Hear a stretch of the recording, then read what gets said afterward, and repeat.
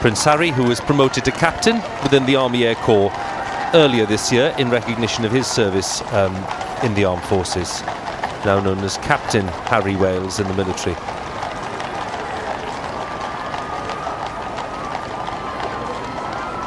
And there we have the Earl of Wessex, Prince Edward,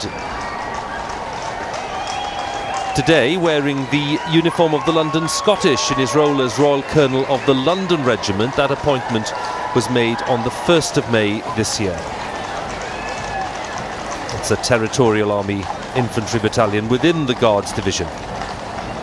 And Lady Louise, of course, smiling and looking as if she's enjoying every moment of the day, as she did indeed on the royal wedding when she was one of the bridesmaids.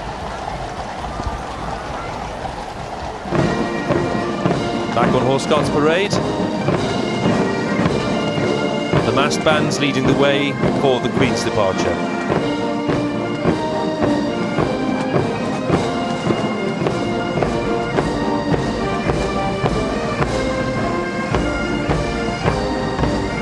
March-off music, the crags of Tumbledown Mountain, including, of course, the wonderful sound of the pipes, composed by James Riddle, arranged by Michael Gray.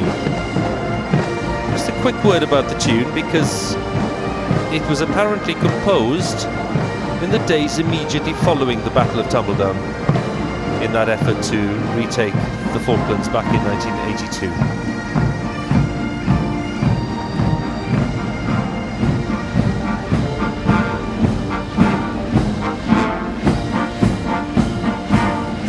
On those who were missing from today's parade. The space behind me would normally have been filled by the King's Troop. We hope very much that they'll be back next year. And also warm wishes in retirement to Spartacus. Sparky, the drum horse who'd done 16 Queen's birthday parades running, now retired at the grand old age of 21. He's down on the Somerset farm that he was first bought from.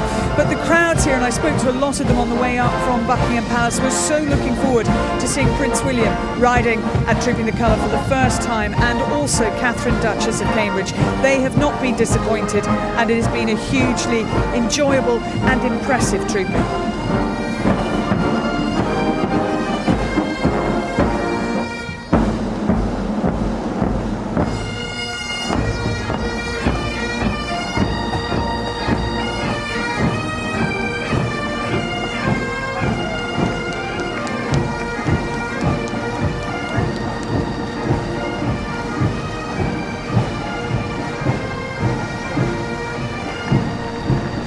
Tomorrow, the Queen and Duke of Edinburgh will be attending a service in St George's Chapel, Windsor, and that's a special service to mark the Duke's 90th birthday, to be followed by a reception at Windsor Castle.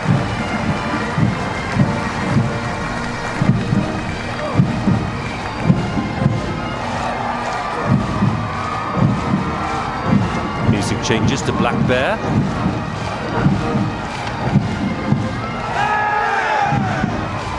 And a rousing oi traditionally sounded when the drums stopped playing in the Black Bear, punctuating the tune with a rousing shout.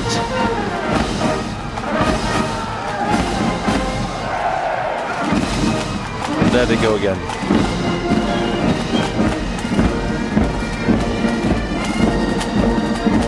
They turn onto the Mall.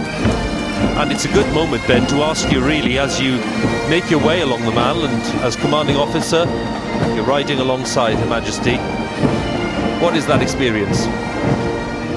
It's a mixture between relief and disbelief, I suppose, to an extent that you have successfully completed it without forgetting a single word, as Lincoln has done today, without the horse managing to do something he shouldn't have done. So you're going down the Mall extremely happily, looking forward to going back into Buckingham Palace actually for a drink with the royal family.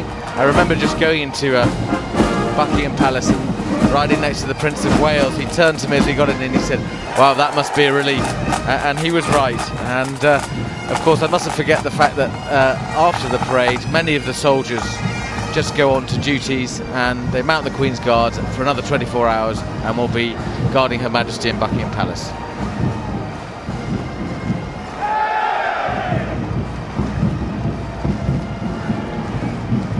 So as the Queen and the Duke of Edinburgh make their way back to the palace our coverage of the parade here on BBC One comes to an end.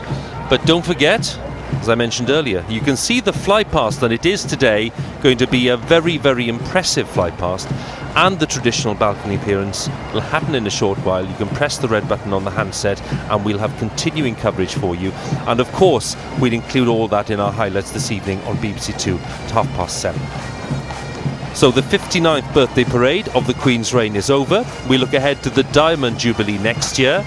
The special celebrations already being planned. From Colonel Ben Farrell and from me, all of the BBC team at Horse Guards, thank you for watching and goodbye.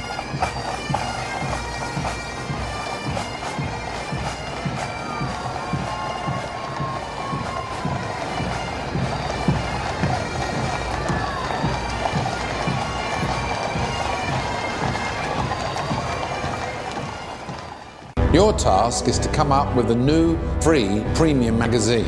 Lift her up. Or pension mention or something like that. I don't think we should mention thinking business and you're thinking surfing. The Apprentice. You ain't even learned yet. Wednesday at 9 on BBC One. And